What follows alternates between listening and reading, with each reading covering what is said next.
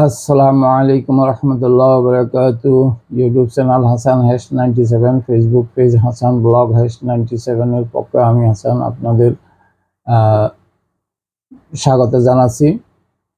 আজকে কথা বলবো ইরান যে ইসরায়েলের উপর আক্রমণ করলো সেটা নিয়ে, তার পিছনের কিছু কথা তুলে ধরবো আপনাদের সামনে।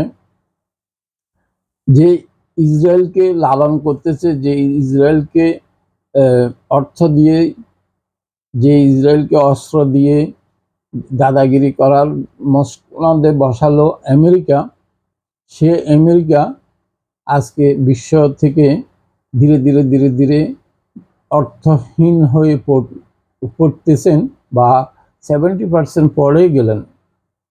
যেমন উদাহরণ যদি দেখাতে হয় তাহলে বলতে হয় উত্তর কোরিয়া আমেরিকাকে মূল্যহীন বানিয়ে দিয়েছেন। চীনের কথা তো নাই বা বললাম। ইউক্রেন রাশিয়ার যুদ্ধে আমেরিকা মূল্যহীন হয়ে পড়লেন। তাদের পরাজয় অনিবার্য। তাদের যারা মিত্ররা তারাও দিশেহারা রাশিয়া ইউক্রেনের যুদ্ধে। আর ফিলিস্তিনের উপর যেই বর্বর আক্রমণ করে ইসরায়েল, তাদের আমেরিকার শক্তি নিয়ে সে ইসরায়েল ভাবছিল যে এত বছর ফিলিস্তিনকে মারলাম, কিছু হলো না, আর ইরানকে মারি তাও আর কি হবে, ইরানও কিছু করার সাহস পাবে না। তাই সিরিয়ার দামেস্কতে যে ইরানের দূতাবাসে হামলা চালিয়ে ইরানি কর্মকর্তাদেরকে হত্যা করে বার্তা দিতে চেয়েছিলেন যে বিশ্বে আমি অদ্বিতীয়। আর তার জবাব ইরান দেবে, শুধু মুখে বলে নাই, ইরান দিয়ে দিলেন জবাব গত রাত্রে। সেই জবাব এমনভাবে দিয়ে দিলেন, খোদ আমেরিকার বুকে কাপ ধরিয়ে দিলেন। তার মিত্র ব্রিটিশ বা ফ্রান্স অন্যান্য তাদের মিত্রদের বুকে কাপ ধরিয়ে দিলেন। এই জন্য ইরানকে ধন্যবাদ জানাই যে ইরান তার মেরুদণ্ড সোজা করে জবাব দিলেন। আর এই জবাবের পরিপ্রেক্ষিতে আমেরিকা বুঝতে পারলেন যে আমাদের দাদাগিরি এখন প্রিয় শেষ হওয়ার মুহূর্তে। তাই নিজেদের অস্তিত্ব রক্ষার জন্য ইসরায়েলকে বললেন যে তুমি পাল্টা ইরানের ভূখণ্ডে আক্রমণ করার চেষ্টা করো না, এতে হিতে বিপরীত হবে, আমাকে সাথে নাও পেতে পারো। কেননা আমেরিকা বুঝতে পারলো যে তাদের দাদাগিরির সময় শেষ হয়ে আসছে, তারা আর বেশি দিন দাদাগিরি করার ক্ষমতা রাখে না পৃথিবীতে। আর জাতিসংঘের কথা নাই বা বলি, জাতিসংঘ তো হলো একটা পুতুল সংঘ, যে সংঘের কোনো মেরুদণ্ডই নাই। এখানে জাতিসংঘের যে মহাসচিব সে হলো একজন চাকর, যার অর্থ পায় হয়তো আমেরিকান ডলার থেকে। সে চাকরের কথা কি বা বলবো, সে কি বললো আর না বললো তাতে কি আসে যায়, সে তো আমেরিকার চাকর। জাতিসংঘ মহাসচিবের দায়িত্বে আছে কিন্তু চাকরিটা করে আমেরিকার। আমেরিকা যা বলে তার মুখ থেকে তাই বাইর হয়।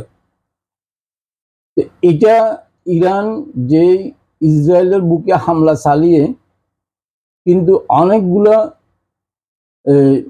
দিক নির্দেশনা, অনেকগুলো শিক্ষণীয় ব্যাপার আমাদের সামনে উপস্থাপন করলেন। যে শক্তিশালী যে কোনো দেশ অন্যের উপরে আক্রমণ করতে গিয়ে তিনবার চিন্তা করা উচিত যে তাদের শক্তি বেশি দিন কার্যকর থাকে না। আমাদের বাংলাদেশের আশপাশের যেসব দেশগুলো আছে নিজেদেরকে দাদা ভাবে, তারাও এই আক্রমণ থেকে শিক্ষা নেওয়ার দরকার যে দাদাগিরি দেখানো বেশি দিন ভালো না, এগুলো টিকে থাকে না, এই দাদাগিরি শূন্যে নেমে আসে। তাই ইরান শিক্ষা দিয়ে গেল এই আক্রমণের মাধ্যমে। ইসরায়েলের পতন হলো, আমি মনে করি তার চেয়ে বড় পতন হলো আমেরিকার। এখানে আমেরিকা যদি ইসরায়েলকে অর্থ, অস্ত্র, সামরিক সহযোগিতা যদি না দিত, ইসরায়েল নামক দেশে থাকতো না। ইসরায়েল নামক দেশে থাকতো না, একমাত্র আমেরিকা এত বছর দিয়ে গেল।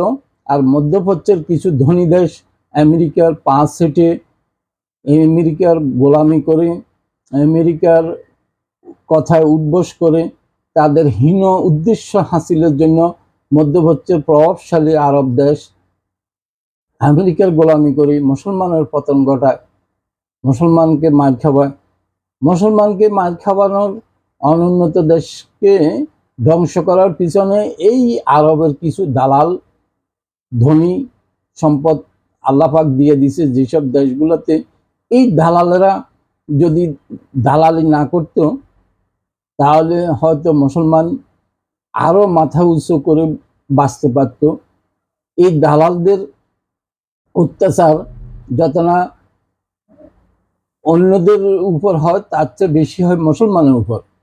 এই আরব দালালেরা মুসলমানদের ক্ষতির মূল কারণ। জানি না ইরান আক্রমণের পরিপ্রেক্ষিতে ইসরায়েলের উপর যে আক্রমণ করলো মেরুদণ্ড সোজা করে, এই দালালেরা সেটা দেখে তাদের মেরুদণ্ড সোজা করবেন কিনা, ইহুদিদের দালালি বন্ধ করবেন কিনা, ইহুদিদের পা সেটা বন্ধ করবেন কিনা, সেটা সময় বলবে। এখন বলা মহা কঠিন।